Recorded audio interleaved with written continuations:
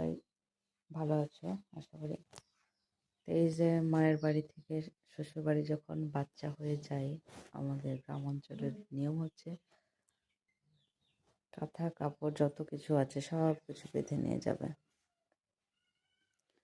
তো আমিও সেম, এখানে অনেকগুলো বড় কাঁথা আছে, তারপরে চাদর উপরে কাঁথা আছে, বাচ্চার শোয়ানোর কাঁথা আছে, সব কিছু মিলায়া মনে হয় 30টা কাঁথা আছে, বেশি হবে।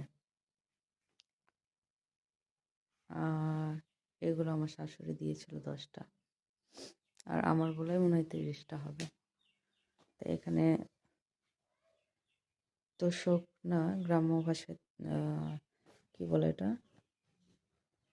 গোদলা বলে, গোদলা, তোষকের উপরে যেটা পারে। আর আমার বাবার নিয়ে আসা সৌদি থেকে কম্বল, এই যে লেপ, খোল ঢোকাতে হবে। আর এটা আরেকটা গোদলা, গোদলা কোনটা বুঝতে পারছেন কি? এই তোষকের উপর গোদলা পারবে, তারপর তোষক নিচে পারা আসে না গোদলা। যাই হোক,